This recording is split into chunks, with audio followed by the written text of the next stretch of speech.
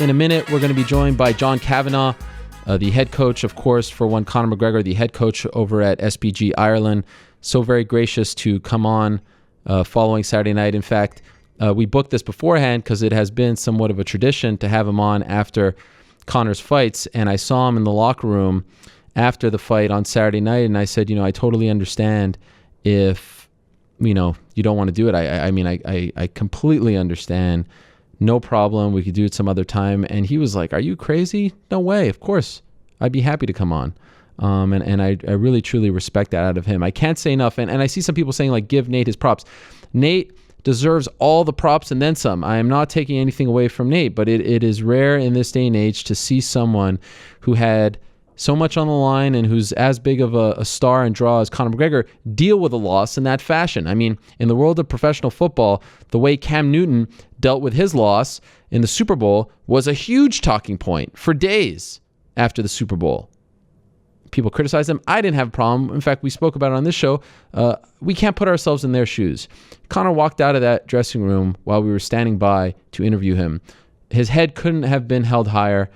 He was, wearing his custom-made suit. I mean, he said everything perfectly. He addressed the media perfectly. His demeanor was everything. And you got to give him the nod on that front. Whether you like him or hate him, you have to respect the way he handled that. And I have the utmost respect for him and his team in particular. I had the pleasure of talking to Artem and Owen Roddy quickly afterwards as well. And I just was sincerely blown away with the perspective that they had following, such a big fight. So without further ado, let us go to we got the phone on this one, right? I don't think we have Skype on this one. We'll go to the phone, and he is still in Las Vegas, I believe. John Kavanagh is on the phone right now. John, are you there? Hey, Ariel, how you doing? I'm doing great. Again, not sure if you heard it, but I really appreciate you coming on the show, especially after Saturday. It means a whole lot, and I can't thank you enough. Less than 48 hours later, how does it feel? How are you digesting it? I guess because they're a sport, the athletes perform infrequently as compared to, say, if you're playing basketball, it's every week, and wins and losses happen. With our sport, it seems very magnified, I guess, when there's a loss because there's such a build up to it. However, that's all that it is. It's sport, and each fight has a winner and loser, and there's not a single person that's successful in anything in life that doesn't have knockbacks, because if you're a risk taker, if you keep putting yourself forward, that's what comes with it.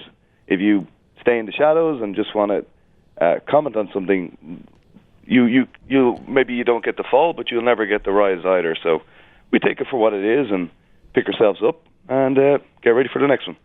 It has been a while since Conor McGregor suffered any kind of defeat, over 5 years since his last loss, to be exact, November of 2010. Of course, he's a much different person now, much more at stake. His life is, drastically different. But can you compare the way he dealt with the loss on Saturday to the way he dealt with his last loss against Joseph Duffy back in November of 2010? He's more mature now, but I think the overall attitude is the same. After the Duffy fight, he was in the gym on Monday. And if you look at his record, I believe he fought 8 to 10 weeks later after that. It was a quick turnaround anyway. And that's how Conor deals with these things. He wants to get back in, he wants to train, and he loves competing, regardless of the result. He's got a lot of catchphrases, but that one, humble in victory or defeat, is truth. It's how he lives himself. He will build it up and put on a great show, and win or lose, it's humble in victory or defeat. I love hearing the way you break things down, so I'd like to break the first and second rounds separately. First round, what did you think of it? Were you happy? Was he executing the game plan? Was that how you thought it was going to go? Yeah, a lot of things were working. I did think he maybe was loading up a bit on his left hand, and especially if you're facing a same stance fighter, Nate's kind of good at using that shoulder roll that boxers do to kind of defend themselves. Get that. So a lot of the big lefts, he was either he wasn't catching them flush. They were kind of bouncing off the shoulder, or Nate was moving with the shot, so it wasn't having the impact it would have on an opposite stance fighter, or if someone wasn't as highly skilled as Nate. But still, some good shots landed. He did get taken down, nice single leg by Nate, but I thought Conor did very well, executed a nice sweep and was safe in the guard and almost passed, landed some good shots. So, yeah, all in all, it was a good round. I imagine the judges gave that round to Conor. I can't see how it would have went otherwise. Yeah, I think most of the media did as well. Did you feel like he was going for the home run punch, like he was trying for the knockout, trying too hard for it? Yeah, a little bit. That was pretty much all I said in between rounds. Was you don't have to take him out with one shot. There's no need to load up on that big hand. I think it's for us that calls it the touch of death. Right. It's a good name for it, but we also don't want to only rely on that. And if there was something to critique and something to take away from that fight, I mean, I think Conor almost immediately said it much better than I'm going to be able to say it. Is that he was inefficient with his shots, and Nate was efficient, and that's what I was trying to get across, and that's what we saw happen. He kind of blew himself a little bit, trying to take his head off with every single left hand rather than just landing it. Maybe I could have stole his own phrase and told him to keep it flowy, but that's how it went down. What about the height and in particular the reach advantage? Did you feel like that was an issue? Not too much. I mean, his sparring partners would vary in height, and wouldn't be unusual to face that. I think the same stance and Nate's technical knowledge of protecting himself with his lead shoulder and moving with the shots, and that combined with Conor loading up and being a little bit inefficient with his shots, made him tired. I went in between rounds, and I'm with Conor a long time, and I've seen him do an inordinate amount of rounds in the gym, and I've never seen him breathe heavy. Wow. And when I went in, it was clear he was breathing heavy, and I was a bit taken aback by that. It was a surprise for me, but it was because of what he, like I said, I'm echoing what he said much better, that it was a case of being inefficient. When it's a 25-minute fight and going up a weight class, you got to accept that you got to move in such a way that you can keep going for those 25 minutes, and that's not what he did. In between the first and second, what's the message there? What are you telling him to do? Yeah, well, like I said, that's pretty much all I said was, okay. No need to load up in the left hand. Okay. You just have to touch him. You don't have to take him out with one shot. So let's throw some combinations. Let's move around. Let's get the breath back. I know he was breathing a little bit heavy, so that's what I figured. But I thought he had a good round in round one, and if we could keep that going, I figured he would either stop him or get a decision if he was able to perform like he did in round one for the next 4 rounds. At what point are you getting nervous in the second round? At what point are you thinking, okay, this is going really badly? I think there was a good left cross, and it kind of stumbled Conor back. It probably looked like a wobbling, but I really think it was kind of exhaustion at this stage. He looked really, really tired, and they kind of had a bit of a slugfest, a bit of a back and forward, and at that stage it was clear he was very, very tired. And if there's one thing you're never going to say about a Diaz brother, is that he gets tired. He just has that incredible ability just to keep going and keep pushing himself, and they're phenomenal athletes, the two of them. So when I saw that tiredness and him being pushed back, it was, of course, that was when there was worry. And then he goes for the takedown, which we've seen before. A fighter is somewhat rocked. They're looking for a way to weather the storm, but it's obviously unlike Conor. He's not usually that kind of fighter. Were you worried when you saw him do that? No, I mean, he did in the Holloway fight very effectively, and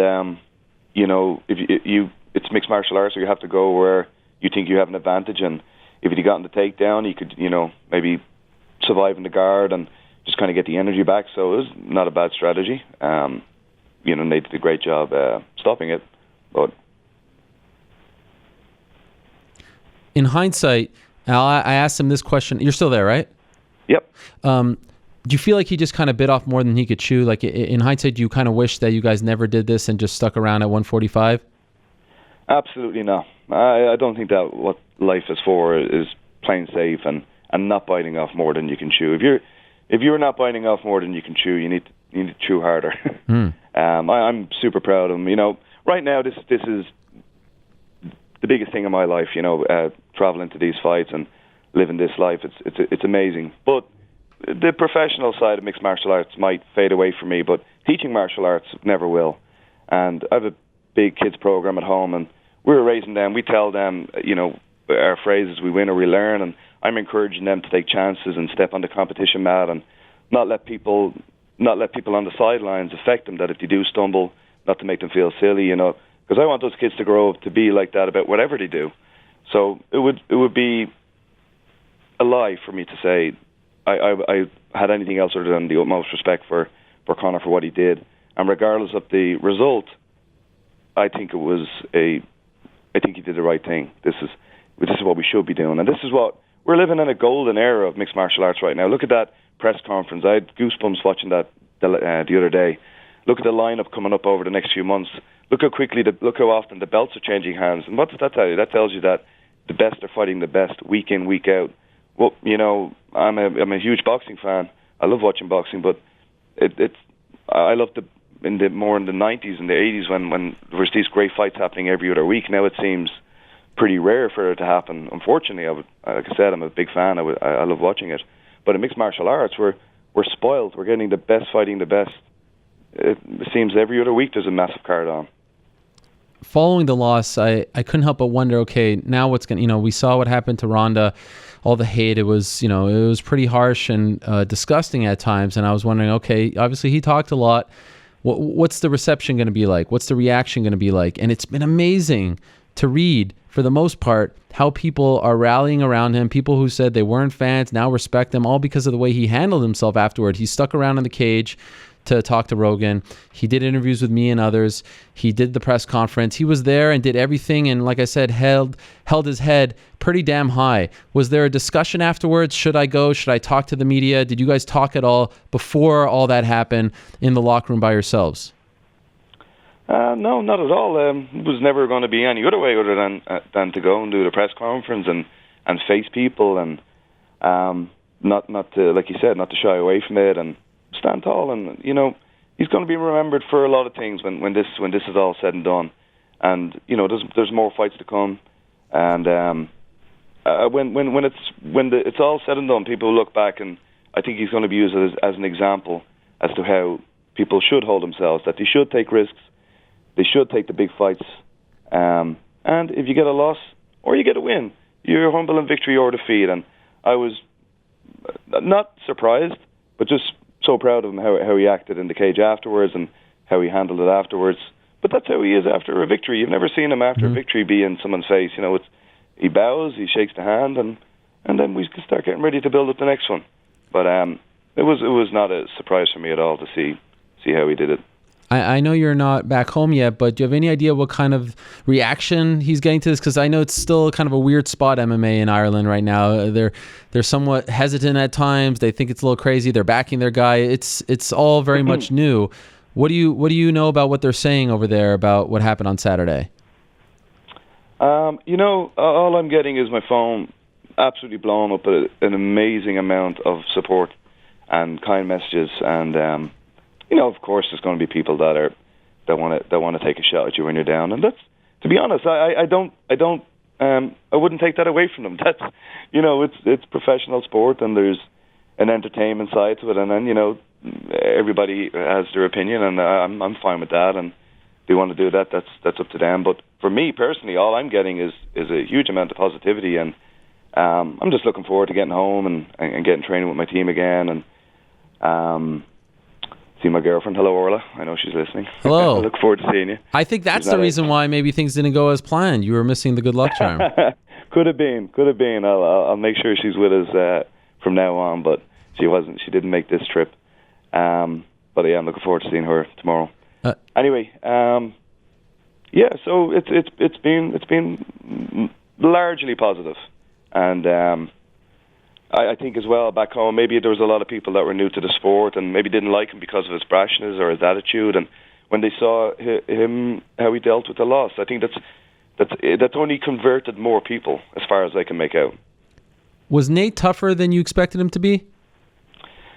Not really. Like just look at his record. Him and his brother. They have that style. They just seem to have. They're like a Terminator. They can get badly hurt and still just keep marching forward. So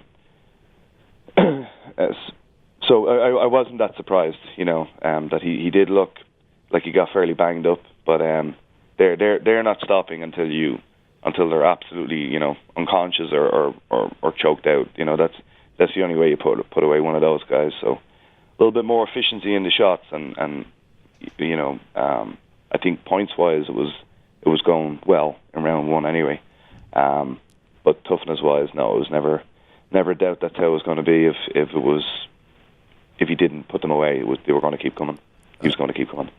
As you know, originally this was supposed to be at 165. Then Conor said, "Screw it, let him be comfortable. 170 it is."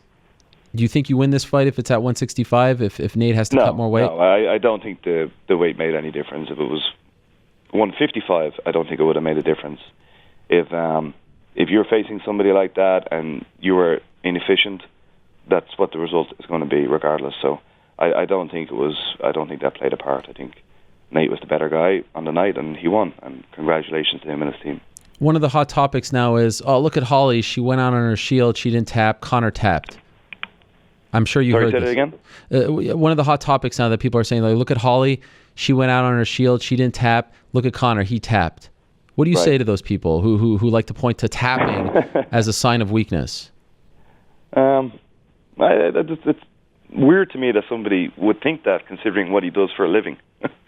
Come down to the gym, come and train with him. Like, look at what he's doing. He's getting in with the most dangerous unarmed people on the planet and fighting in limited rules, full contact. I don't know how you could get more brave than that. I've massive respect for what Holly did, but I would not really like my fighters to not tap to something. When that's a checkmate move, when that's in, it's over. There's no real reward for risking your health for not tapping to a locked-in submission. That to me is just a sign of that's just an intelligent way of doing things. Like I said, I want the media to spin that and I'm remarking on how anybody else does things. I'm just saying, from Conor's perspective and from mine, if you're a professional MMA fighter, there's not much tougher jobs than that in the world, and that to me is bravery. But to let your arm break or let yourself be choked unconscious and risk damage, I would not like any of my guys to do that. And so now here's the big question. What does he do next? Because he looked so good at 170. He looked so healthy at 170. It seems like he's eyeing 145 again. What do you think happens next? I'm not too sure. There's a few offers there, and I'd rather, that's really for Conor to decide, and I'm just a guy in the background carrying his bucket. So whatever he says, I'm happy to get ready for. We spoke, or maybe didn't speak to yourself. I was speaking to someone before about it. He seems to have this weird genetics that he can look great at 170, and he can make 145. It's just a weird body type. I'm not quite sure how it works, but he can, and he always looks a bit scary on the scales, no doubt about it.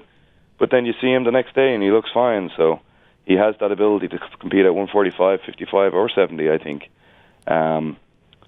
So what's it'd be curious to see what the fans want, because that's at the end of the day what we're all doing this for. It's for fans, it's entertainment, and let's see what the fans think is the most interesting thing for him to do next, and we'll prepare and do our best.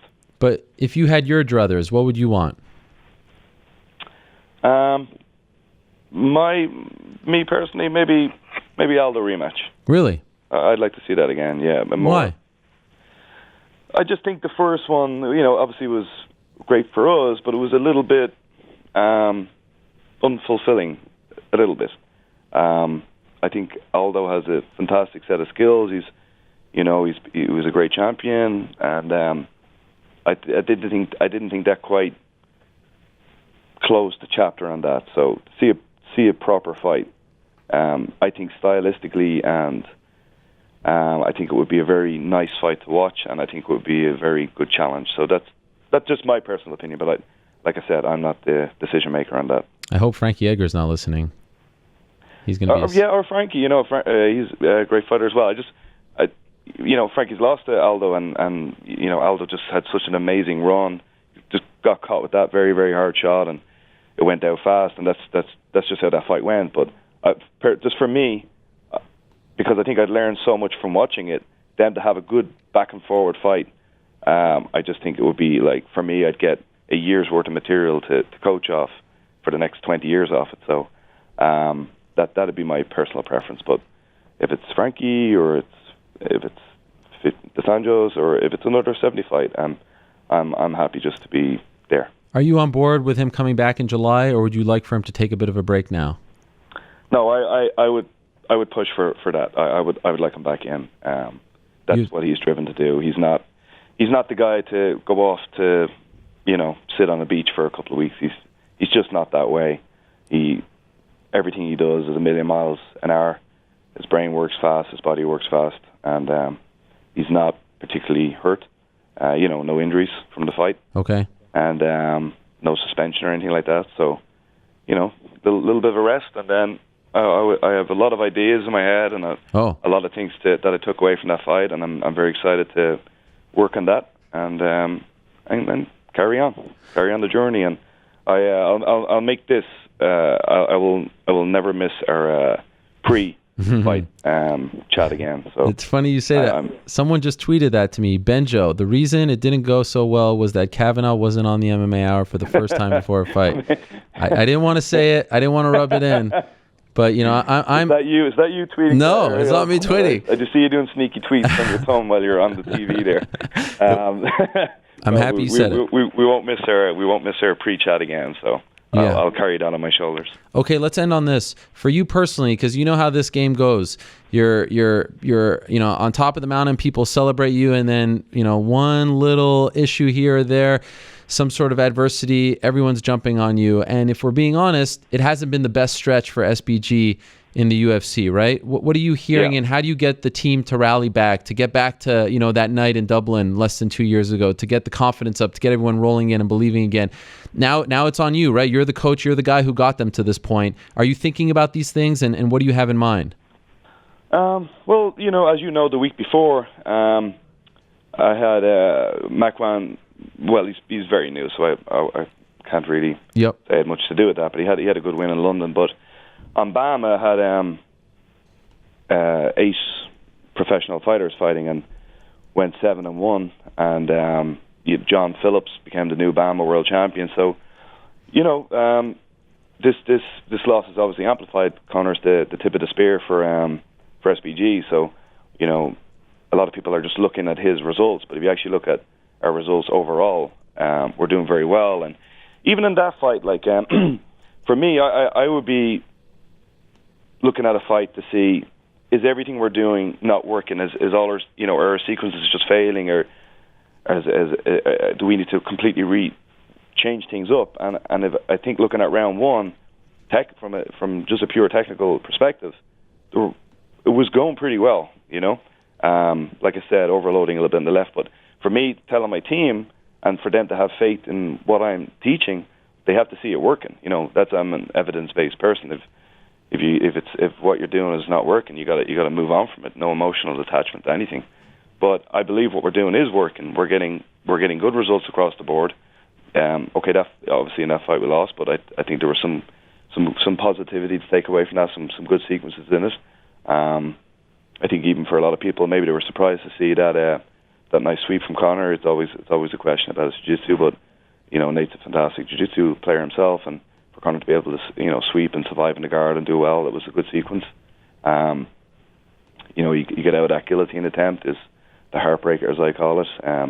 But then Nate did fantastic, taking it back and getting the choke. So you can look at what went wrong in the fight, but we also need to take a step back and look at what went right in the fight, and look at what's going right across my board. I've got some amazing fighters coming up. I'll actually tell you this, because I haven't even told the fighter yet. Oh. But I just got a good offer for one of my newer pros for Bellator, a very good contract. Oh, wow. And What's his when name? that comes out this week. I haven't even told him yet, so I'm not going to say it yet. But he's probably listening now, and he probably has an idea. But maybe he can come on the show and talk to you about that. But okay. Anyway, the point being that there's a bright future ahead, and I've got all of my guys. I'm super proud of the effort he put in, and the story is not told yet, my friend. We will be back. I love it. And by the way, last time I left you hanging, you've got some personal news. Do we want to talk about this, or do we want to wait? No, we'll do that again. Okay. This has been a good conversation. This has been a good conversation. More impressed with you guys after this than I am after any victory thus far. And I know it's been a short run for us, but really I give you all the credit in the world. And it's just what a pleasure it is to cover people like you, Conor, and the rest of the team. So much respect to you, my man. Safe travels home. And again, thank you so much for coming on the show. We sincerely appreciate it. You're too kind, and thank you very much, and we'll see you very, very soon. All right, there he is, the head coach over at SBG Ireland, John Kavanagh, stopping by. Tremendous stuff from him. We appreciate it greatly. And for those wondering, later on, in around 15, 20 minutes, we'll be talking to Jake Shields to get his perspective on Nate Diaz's victory on Saturday night.